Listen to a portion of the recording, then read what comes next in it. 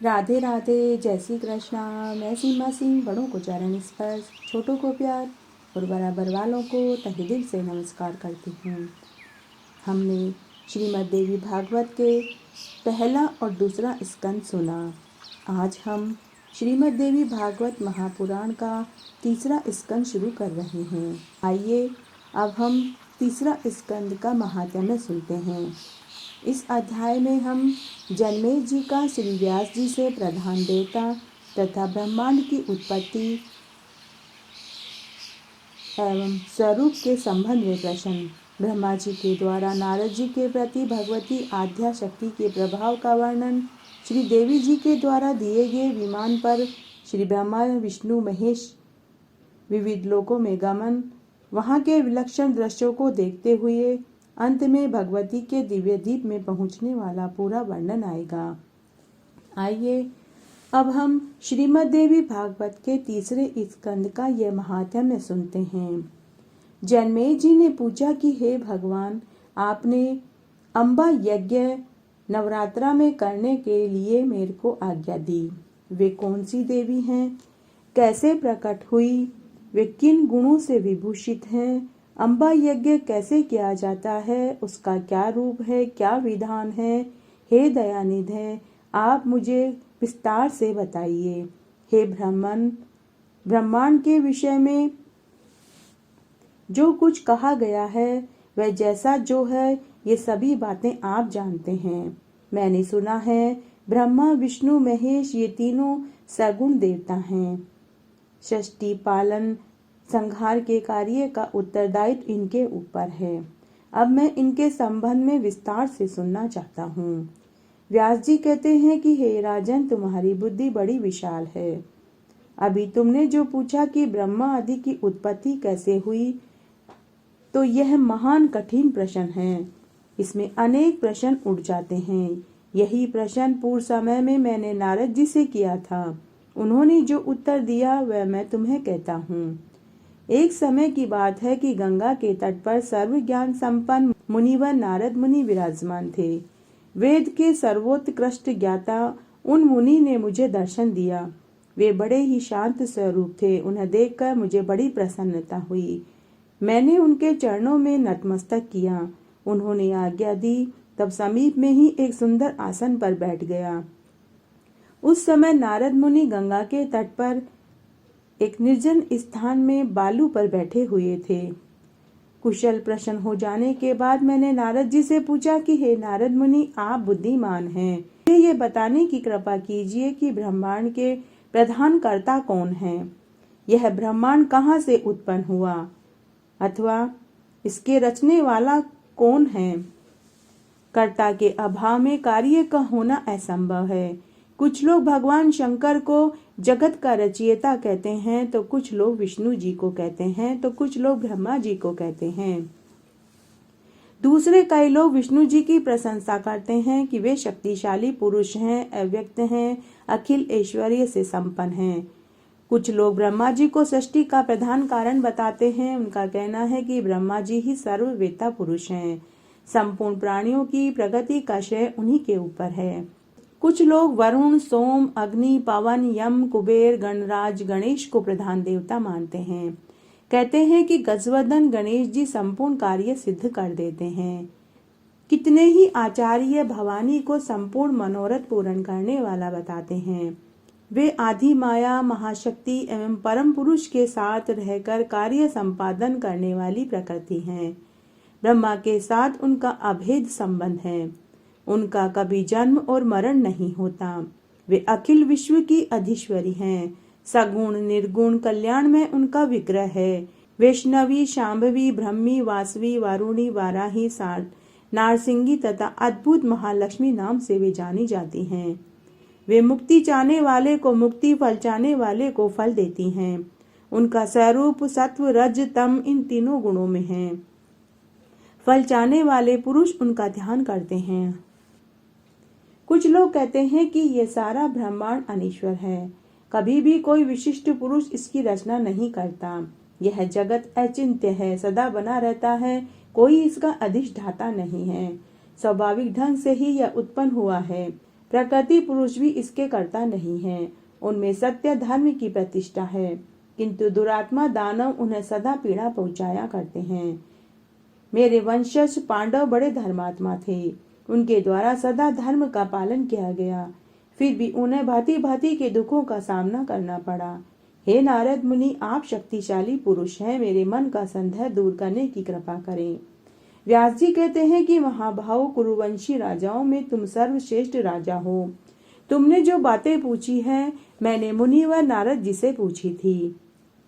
तब नारद मुनि ने कहा कि हे व्यास जी, प्राचीन समय की बात है, यही संदेह मेरे हृदय में भी आया था। तब मैंने अपने पिता अमित तेजस्वी ब्रह्मा जी के पास जाकर उनसे इसी विषय में पूछा। तब मैंने पूछा कि हे पिताजी, यह संपूर्ण ब्रह्मांड कहाँ से उत्पन्न हुआ? विभो, आपने सम्यक प्रकार से इसकी रचना करी है। विष्णु इस विश्व के रचयिता हैं या शंकर भगवान हैं? हे जगत प्रभो, आप विश्व के आत्मा हैं, सच्ची बात बताने की कृपा करें।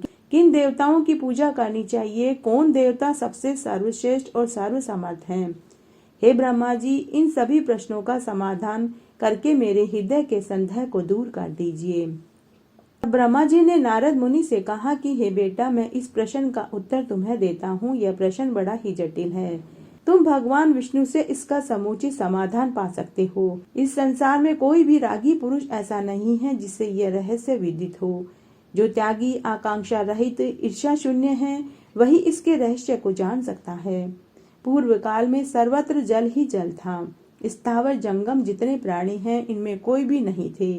तब कमल से मेरी उत्पत्ति हुई। उस समय मुझे सूर्य, चंद्रमा, वृक्ष, पर्वत कोई भी दिखाई नहीं देते थे। मैं कमल की कर्णिका के ऊपर बैठकर विचार करता था, इस अगाध जल में कैसे उत्पन्न हो गया, कौन मेरा रक्षक है, तथा इस प्रलय काल में सृष्टि एवं संहार करने वाला कौन विशिष्ट पुरुष है। कहीं भी स्पष्ट रूप से धरती दिखाई नहीं देती थी। जिन पर यह जल टिका हुआ है, यह कमल कैसे उत्पन्न हुआ?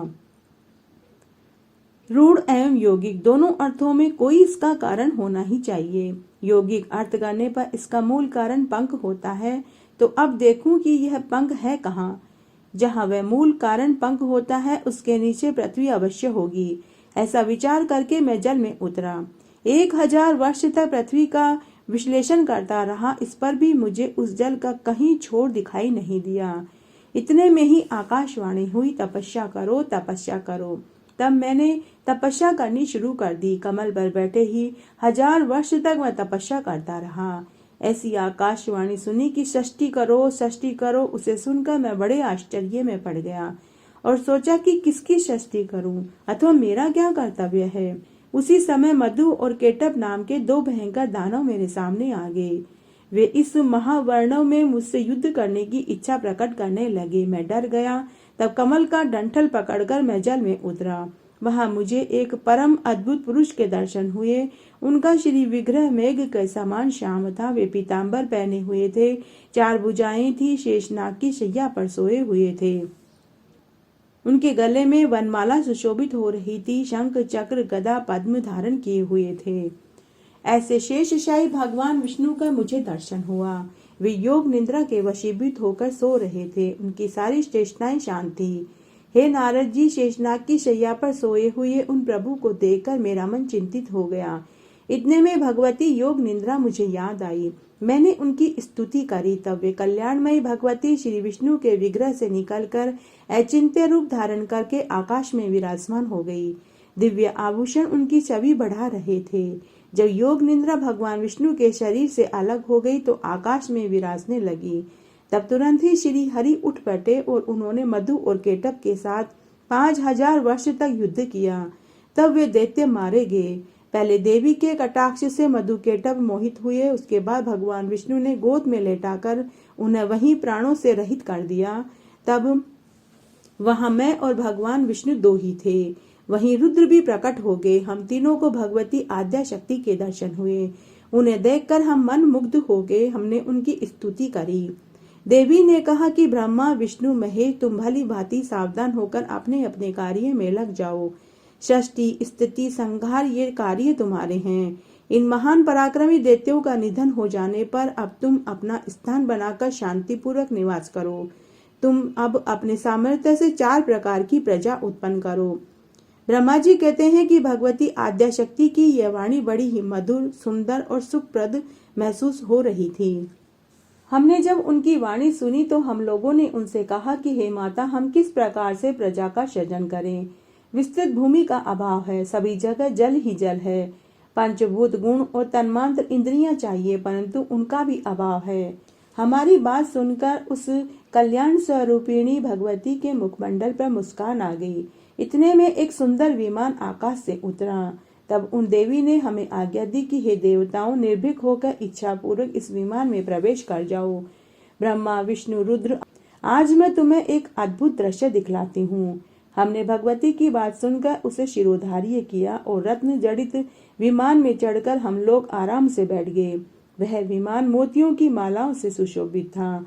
उसमें अनेक किंकणियों की ध्वनि गूंज रही थी। अमरावती की तुलना करने वाले उस भव्य विमान में हम तीनों निर्भीक होकर बैठ गए। इंद्रिय विजयी हम तीनों देवताओं को उस पर बैठे देखकर देवी ने सामर्थ्य से विमान को आकाश में उड़ा दिया। ब्रह्मा जी कहते हैं कि मन के समान तीव्र गति से चलने वाला वह विमान जिस अपरिचित स्थान पर गया, वहां संपूर्ण फलों से लदे हुए सुंदर वृक्ष थे। कोयल की काकली उन वृक्षों की शोभा बढ़ा रही थी। विस्तृत भूमि, बहुत से पर्वत, वन, उपवन सुशोभित हो रहे थे। स्त्री, पुरुष, पशु, पवित्र नदी, बावड़ी, कुएं, पोखर, गड्ढे, झरने वहां अनगिनत थे। आगे एक अत्यंत सुंदर नगर दिखाई पड़ा। अद्भुत 4 दीवारी उस नगर की शोभा बढ़ा रही थी। उसमें बहुत से ऊंचे ऊंचे महल और यज्ञशालाएं बनी हुई थी। उस नगर को देखकर उसका परिचय प्राप्त करने की हमारे मन में उत्कंठ इच्छा हुई। सोचा, यह स्वर्ग है। यह किसने इसकी रचना करी? यह नगर बहुत ही अद्भुत है। वहां के राजा देवता के समान दिव्य पुरुष दिखाई दे रहे थे। शिकार खेलने के विचार से वे वन में घूम रहे थे। उन्हें वहां विमान पर बैठी हुई भगवती जगदम्बिका को भी हमने देखा। इतने में हमारा विमान हवा का बल पाकर आकाश में मंडराने लगा।